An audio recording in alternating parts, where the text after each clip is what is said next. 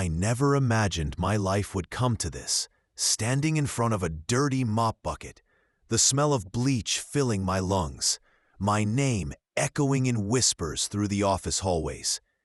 If you had told me a year ago that I'd be demoted from a top developer to a janitor, I would have laughed in your face.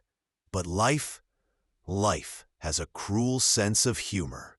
Let me take you back to the day it all began. It was a Monday morning, the kind of morning that promises nothing but chaos. I remember the sunlight pouring through the glass windows of Crestfall Technologies, the company I had given my blood, sweat, and sleepless nights to. 5 years I'd been there. 5 years of sacrifice.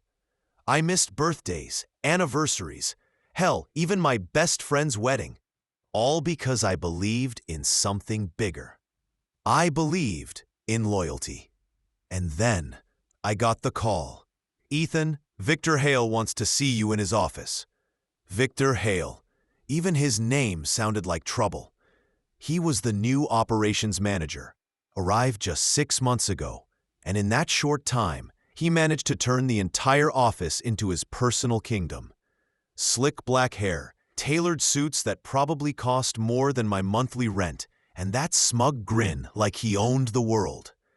He was a man who thrived on power plays. And me? I was the guy who didn't play games. So I walked into his office with confidence. After all, I was the guy who created the security software that put Crestfall on the map. Our client retention rate soared because of my work. I thought maybe he wanted to congratulate me on the new upgrade I rolled out last week. Maybe even offer me a raise. Foolish, right? The first thing I noticed was his smile. Too wide, too fake. The second thing I noticed was the paper sitting on his desk, face down. "Ethan, come in," he said, his voice dripping with politeness that felt like poison. "Take a seat." I sat. He leaned back, fingers interlocked, eyes scanning me like a predator, sizing up his prey. "Listen," he started, "you've been with us a long time. You've done great work." My chest swelled with a bit of pride. "Thank you, sir. I always try to give my best." His lips curled into a grin. "That's good. That's real good. Because starting today, we're making some changes. A little restructuring, realigning roles. You know how it is. Restructuring, realigning. Those corporate buzzwords that mean one thing. Someone's about to get screwed. My fingers tightened on the armrest of the chair. "So what does that mean for me?"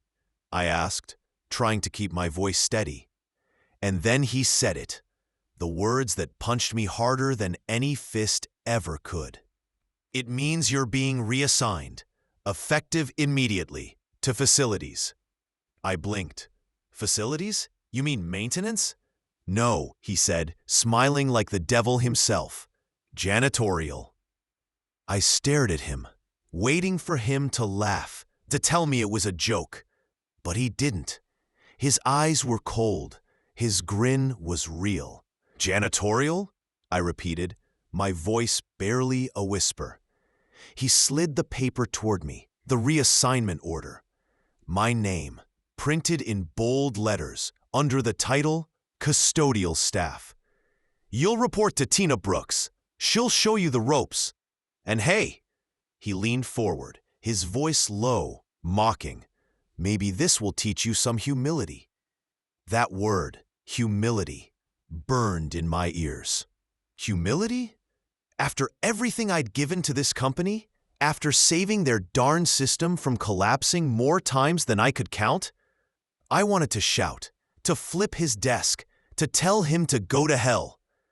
But instead, I picked up the paper. My hands were trembling, but my face was calm. "Anything else?" I asked. He smirked. "No, that'll be all." I walked out of his office like a dead man walking. My legs felt heavy, like I was dragging chains. The hallway seemed longer than ever. And then the whispers started. "Isn't that Ethan? The developer guy? Yeah, heard he's a janitor now. And then the laughter. Low at first, then louder. People didn't even bother to hide it. I kept walking, head high, eyes forward. But inside, I was dying. Every laugh was a knife in my back. Every glance, a slap across my face. By the time I reached the maintenance wing, I wasn't the same man anymore. The Ethan who walked into Victor Hale's office died in that chair. The Ethan who walked out was someone else, someone colder, someone hungrier. I opened the door to the janitor's room. The smell of bleach hit me like a wall. A rusty old mop leaned against the corner. Buckets stacked on top of each other. A faded sign on the wall read, "Cleanliness is next to godliness." I laughed. For the first time since this nightmare began, I actually laughed. Because in that moment, something snapped inside me. This wasn't the end. Oh no, this was just the beginning. Victor thought he humiliated me. He thought he broke me. But what he didn't know was that I don't break. I rebuild, stronger, smarter, meaner. As I gripped the handle of that mop, I made myself a promise that burned hotter than fire. One day, Victor, one day you're going to look up at me, and when you do, you'll remember this moment. You'll remember the day you turned a king into a janitor, because that was the day you signed your own downfall. I smiled, a real smile this time. Not because I was happy, but because I knew the war had just begun, and I never lose a war. You never forget your first night in hell. When I walked into that janitor's closet for the first time, the smell was overwhelming. Bleach, ammonia, old rags soaked in chemicals.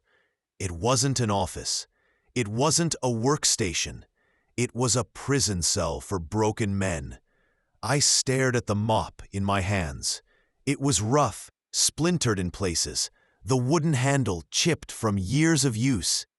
The bucket was old and rusted, like it had seen more battles than I ever would.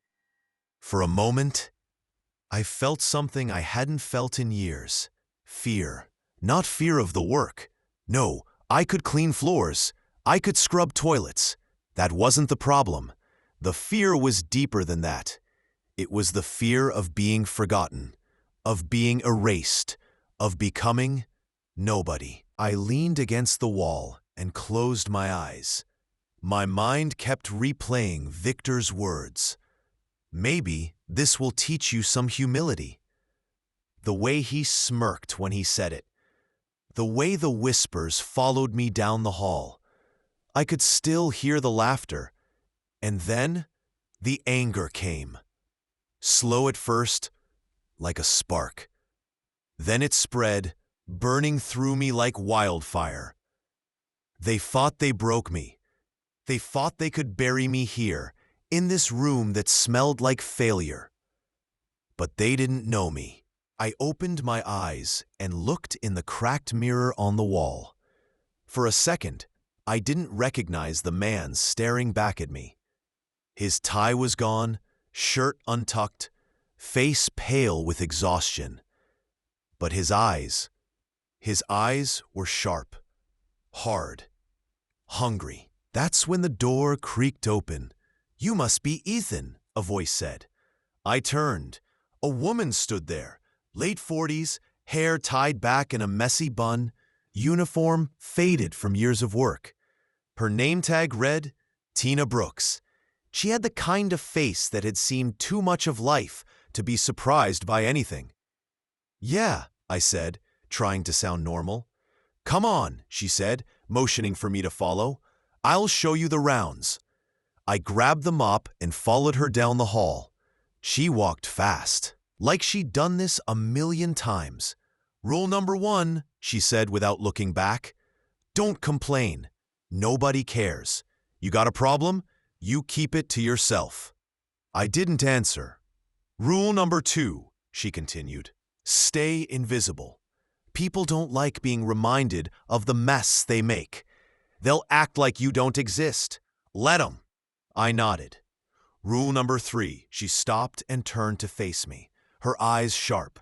Don't trust anyone. Not the suits, not the cleaners, not even me. You're on your own. Something in her tone told me she meant it. She led me into the first office, a row of empty cubicles, papers scattered on desks, coffee stains on the floor. Start here, she said, handing me a rag and a spray bottle. When you're done, move to the conference room. Then she left. Just like that. It was me and the silence. I started wiping down desks, one by one. At first, it felt humiliating.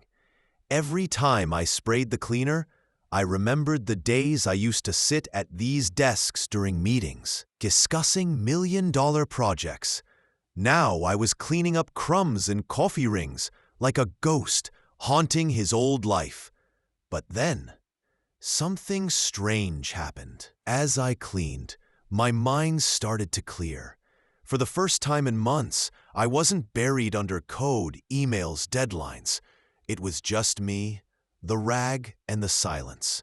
And in that silence, I started thinking about Victor, about the company, about why this happened. Victor didn't just demote me. He humiliated me. That wasn't an accident. No, that was personal. But why? I never crossed him, never challenged him. Unless I froze mid-wipe. Unless he saw me as a threat. It made sense. I was the lead on the security software. Everyone knew it. That program was my baby. And whoever controlled that controlled everything. Maybe Victor wanted that control. Maybe he couldn't take it from me while I was lead developer. So what do? You break the guy. You bury him so deep he can't climb out. But he made one mistake. He underestimated me. I smiled to myself as I scrubbed the last desk. You see, I know things Victor doesn't want anyone to know. Secrets about the system, vulnerabilities, back doors only I can access. I built the damn thing after all. As I pushed the mop across the floor, an idea began to form. A dangerous idea. Maybe being invisible wasn't a punishment. Maybe it was a gift. Nobody looks at a janitor. Nobody questions what he's doing in the office at midnight. Nobody wonders why he's near the servers, or why he has keys to every door. Victor handed me the perfect disguise, and one day I'd use it to burn his kingdom to the ground. But not yet. For now, I finished mopping, put away the supplies, and walked back to the janitor's closet. Tina was there, sipping coffee from a chipped mug. She looked at me over the rim. "Not bad for your first night," she said. "Thanks," I replied, keeping my voice steady. She studied me for a moment, then shrugged. "Don't get too comfortable. Most guys don't last a week in this job." I smiled. "I'm not most guys." She smirked. "We'll see." As she walked away, I sat on the bench, staring at the mop. This wasn't the life I wanted, but it was the life I had, and I was going to use every second of it to plan my revenge. Because if Victor Hale thought he won, he was about to learn the truth. I never lose, and this was just night 1. The second night was easier, not because the work was any better, but because my mind wasn't drowning in humiliation anymore. No, now I had something else. A purpose. You see, when life throws you into the gutter, you've got 2 choices. Stay down and rot, or use the mud to build a ladder. And I was done rotting. The building was quiet that night. Just the hum of the air conditioning and the distant buzz of fluorescent lights. I moved down the hall, mop in hand, but my mind was miles away, spinning like a machine. How do you destroy a man like Victor Hale? A man who owns the board, the investors, the very walls of this company. You don't do it by shouting. You don't do it by fighting him head on. That's what he wants, because he'll crush you. No, you destroy a man like Victor from the inside out.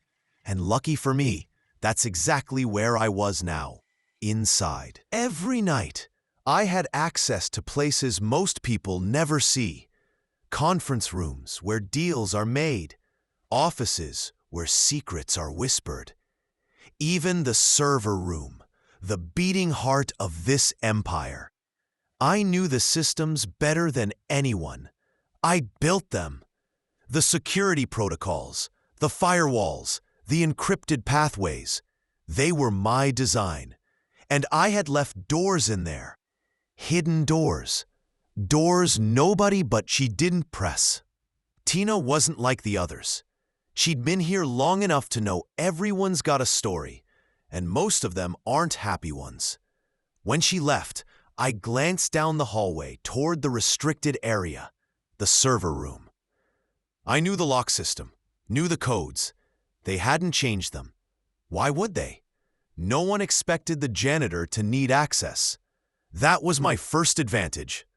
The second, nobody notices what I take out in the trash. And that's when the plan started to crystallize. Step 1. Access the servers. I do it in pieces. A flash drive here, a data packet there. Small enough to look harmless, big enough to matter. Step 2. Find leverage. Every empire has cracks. Emails, transaction logs, secret accounts. Victor wasn't clean. I'd bet my soul on that. And when I find his dirt, I'll own him. Step 3. Build my way back in, not as an employee, not as a developer. Bigger than that. If I'm going to burn this kingdom, I'm taking the throne when the ashes see. I stopped mopping and stared at my reflection in the glass.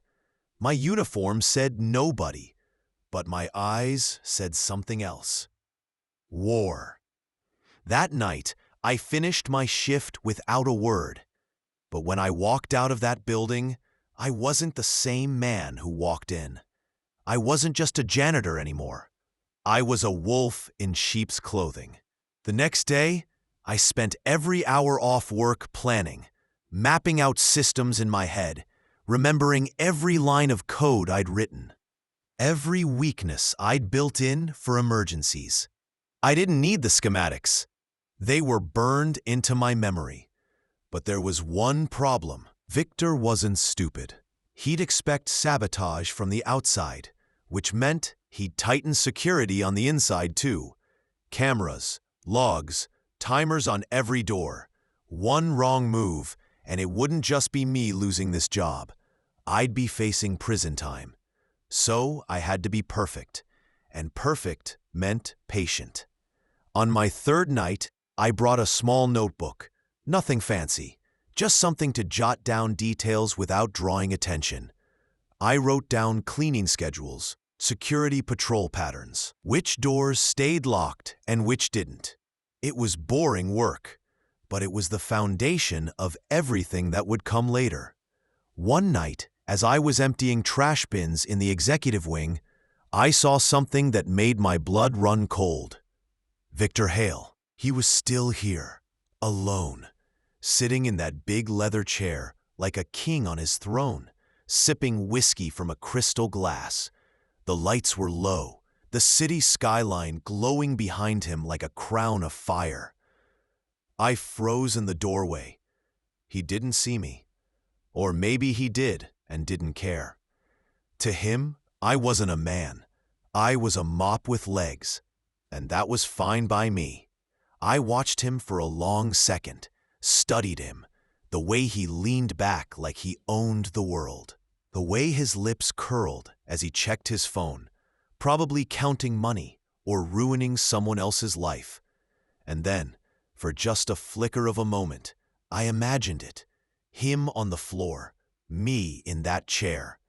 It wasn't just a dream anymore, it was a promise. By the time I left that office, the plan wasn't just an idea, it was a mission. And like every mission, it started with one move. One night soon, I was going to open that server room door. And when I did, everything would change. It was 2 weeks before I made my first move. 2 long weeks of scrubbing floors, cleaning glass, and pretending to be invisible. But every night, I was watching, waiting, learning. By then, I knew the building better than its architect. Which doors stayed unlocked? Which cameras had blind spots? What time the security guard took his smoke break out back? I wasn't guessing anymore. I had patterns, and that night, I was ready. I walked in like any other night. Uniform clean, mop bucket rolling. Same tired look on my face.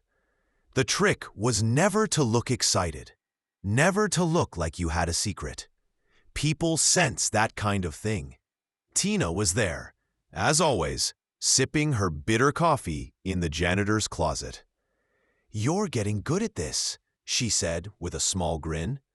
"Practice makes perfect," I replied, smiling back. If only she knew. I started on the executive floor, just like the schedule said. I moved slow, careful. Every step rehearsed in my head. When I reached the restricted door, the one that led to the server room, I paused.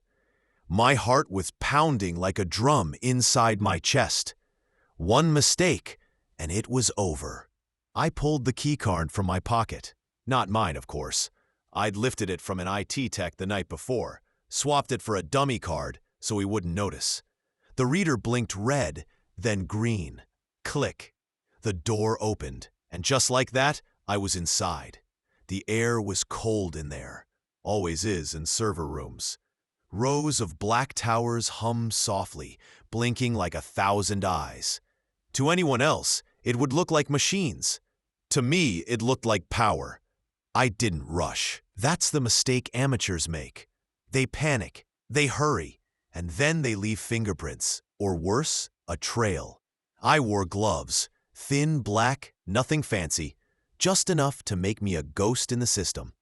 From my pocket, I pulled the first flash drive. Small, harmless looking, the kind you find on any desk. But this one was my Trojan horse. I slid it into a back port of the main access terminal. The system recognized it instantly. My code, sleeping deep inside its circuits, woke up like a predator sniffing blood. 30 seconds. That's all I needed. 30 seconds to plant the seed. I stared at the screen as the progress bar crawled across. My pulse hammered so loud I could barely hear the fans. If someone walked in now, it was over. But no one came. The bar hit 100%. The drive ejected. I pocketed it. Wipe the terminal clean. Not a trace. Step 1, complete. I exhaled slowly, forcing my hands to stop shaking. This wasn't even the hard part. Just a doorway, a whisper in the dark. But God, it felt good. On the way out, I checked the hallway. Empty. The cameras above me blinked, dumb and blind to what I'd just done. When I closed that server room door, it felt like sealing a pact with the devil. Except the devil wasn't coming for me. I was coming for him. Back in the janitor's closet, Tina was packing up. "Done already?" she asked. "Yeah," I said, forcing a yawn. "Easy night." She smiled. Wish I could say the same. I gave her a nod, grabbed my stuff, and walked out like nothing happened. Like my heart wasn't racing with the thrill of the first move in a war no one knew had started. Outside, the night air hit me like ice. I looked up at that glass tower, its windows glowing against the dark sky. To anyone else, it was just a building. To me, it was a battlefield, and I'd just claimed the first inch of ground. When I got home, I locked the door and sat at my old wooden desk. The apartment was silent, except for the hum of the cheap fridge and the faint noise of the city outside. I plugged in the flash drive. The code ran flawlessly, just like I wrote it years ago. I smiled for the first time in weeks. On my screen appeared what I wanted most: access logs, employee emails, financial transactions, a river of information, dirty secrets flowing straight into my hands. And then I saw something that made my blood run cold. A name. Not Victor Hale. Not yet, but someone close to him. Someone who wasn't just an executive. They were his fixer. The one who cleaned up his messes, kept the board happy, buried the bodies, figuratively, maybe literally. Her name was Claire Mercer, and if the whispers in those emails were true, Claire was sitting on a mountain of dirt that could bury Victor alive. I leaned back in my chair, staring at the screen. My plan had just changed. Because if I wanted to bring down Victor Hale, I didn't need to attack him head-on. I just needed to take Claire first and make her mine. I didn't sleep that night. How could I? Claire Mercer's name was burning in my mind like a brand. She wasn't just another executive. She was the shadow behind the throne, the one who cleaned up Victor Hale's messes and kept his empire untouchable. And if the whispers in those emails were true, she knew everything. Not just about the company, about him, about the deals, the bribes, the threats, maybe even about me. So if I wanted to topple the king, I had to control the queen first. The next day, I started digging deeper. Every email, every encrypted message that passed through the server, I read them like a man possessed. Claire was smart, too smart. Her emails were clean, no obvious slip-ups. But her calendar? That was gold. Meetings in quiet cafes, late-night calls to unlisted numbers.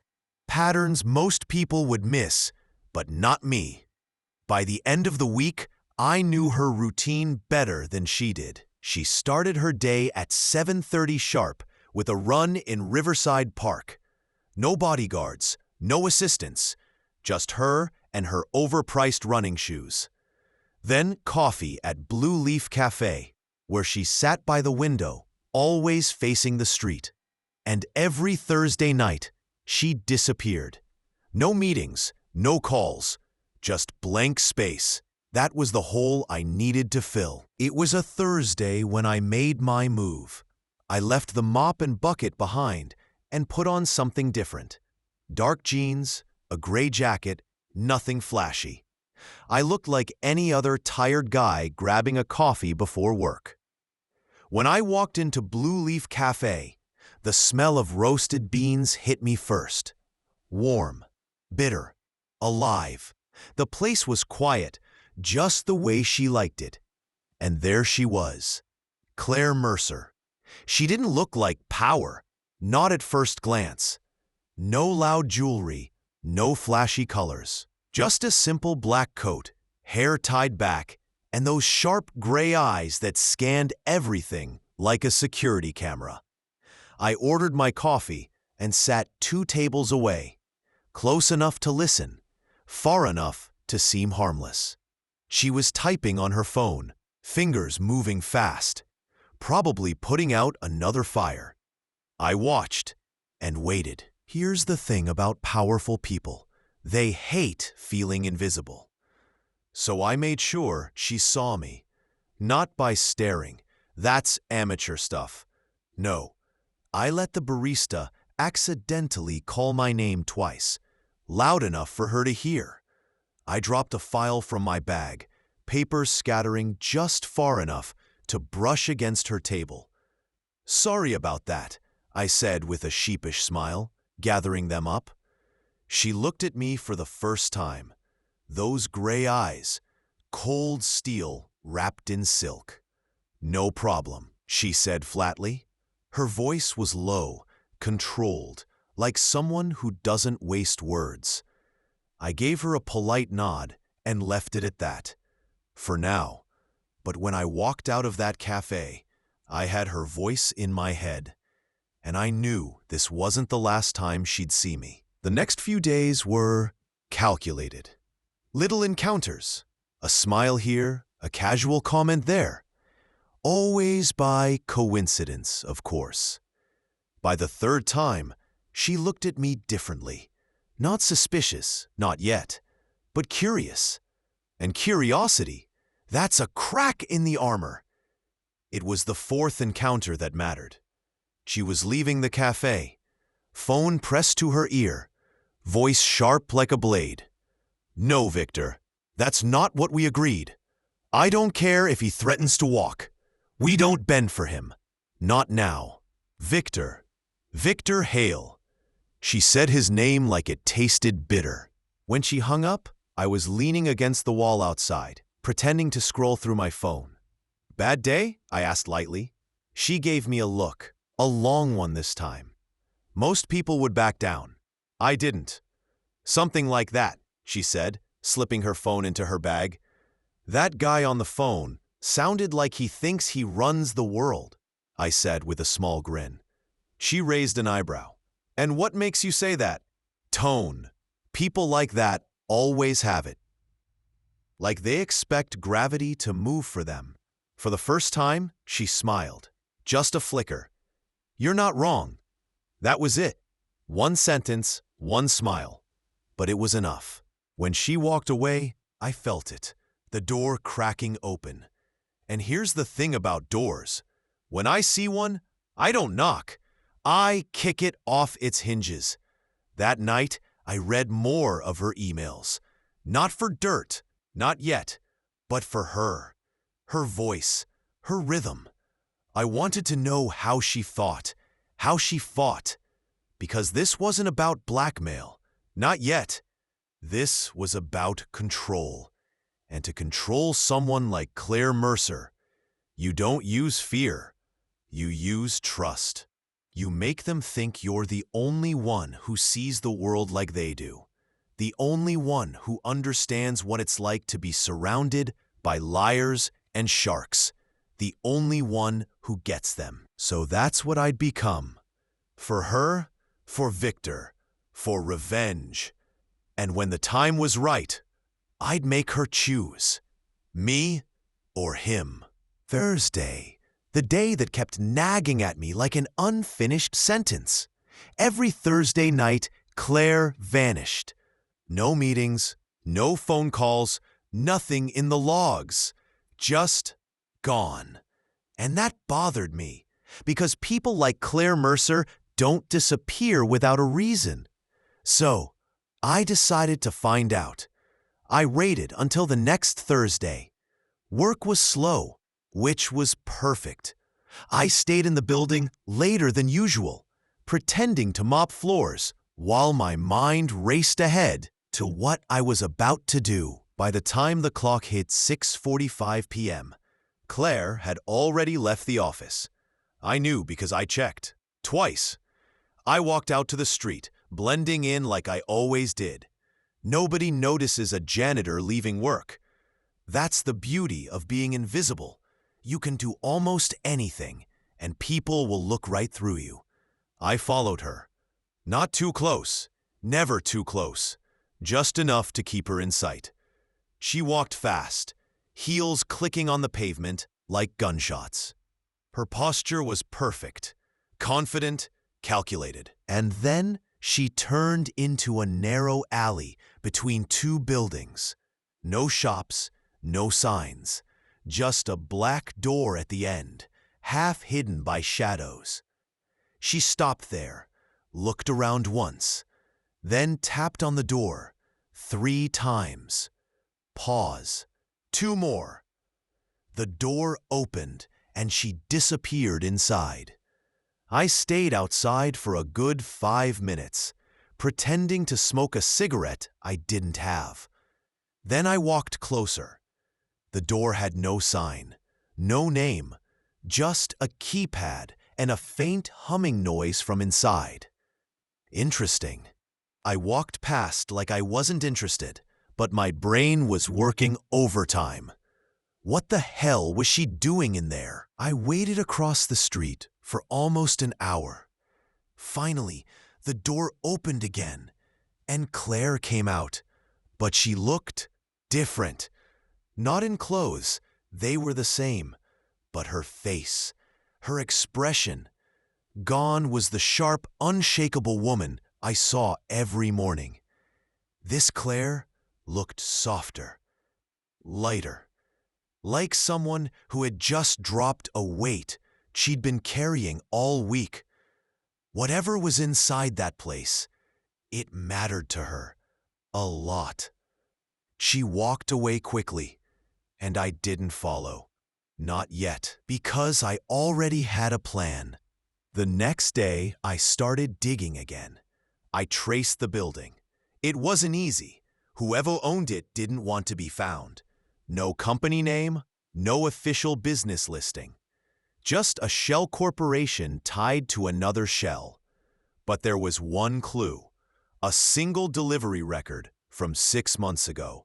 Wine crates, expensive stuff, French labels. So maybe it was a private club. Or something else. I needed more. That night, I walked back to the alley. The keypad was still there, 5 digits. I smiled. People think codes are secure, but when you use the same door every week for months, habits form. I crouched down and checked the keypad. Smudges. 4 numbers were more worn than the others. 1, 3, 6, 9. 4 numbers. 5 digits. I tried the obvious first. 13691. No luck. Then 91361. Still nothing. I kept going, cycling through combinations like a machine. On the 7th try, 93613. Click. The door unlocked. Inside, it was nothing like I expected. Low lights, soft jazz playing in the background, and the smell, rich, smoky, expensive. It wasn't a club, it was a sanctuary. Leather chairs, a polished bar stocked with bottles that probably cost more than my annual salary. And people, not many, maybe 6 or 7. All dressed well, all laughing quietly like they were in on some secret joke. And then I saw her, Claire, sitting at the far end of the room, glass of red wine in her hand. Smiling in a way I'd never seen before, not the smile of power, the smile of freedom. I stayed in the shadows, watching, listening. The conversations were vague, but telling. Deals, names I recognized, secrets whispered like prayers. And then I understood. This wasn't just a private lounge. It was a meeting ground for the people who really ran things, off the books, off the record. And Claire, she wasn't just a fixer. She was a gatekeeper. I left before anyone noticed me, but I didn't leave empty-handed, because now I had something better than leverage. I had her escape, the one place she could breathe, the one thing she couldn't afford to lose. And that made her vulnerable, more vulnerable than Victor Hale could ever make her. That night, as I lay in bed, staring at the ceiling, I thought about her face when she trust. It's the rarest currency in this world, and I was about to buy some with something priceless, a secret. Claire Mercer had a sanctuary, a place no one was supposed to know about. But I did, and now the question wasn't whether I could use it. The question was how. Friday morning came like any other. The office smelled of burnt coffee and ambition. Victor Hale was already parading around, barking orders like a king who forgot his crown was made of glass. And Claire? Well, Claire was Claire. Perfectly pressed suit, heels sharp enough to kill, face carved from ice. To everyone else, she was untouchable. To me, she was a woman with a secret door in an alley. I started small, a glance here, a casual nod there. Invisible people, like me, aren't supposed to look anyone like her in the eye. But I did, just enough for her to notice. At noon, I made my move. She was heading toward the executive elevator, folder in hand, phone glued to her ear. I timed it perfectly. As she walked past, I stepped in front of her and accidentally dropped my mop bucket. Water splashed across the marble floor like a silver puddle. "Damn it," I said, kneeling quickly. "Sorry, ma'am." She stopped, looked down at me, and for a moment I felt that same weight her gaze carried, the kind that makes grown men confess sins they didn't commit. "It's fine," she said coldly. Then she turned. That's when I said it, low, quiet, just for her. "Thursday nights must be tiring, huh?" She froze, just for a fraction of a second, but that was all I needed. Her hand tightened on the folder.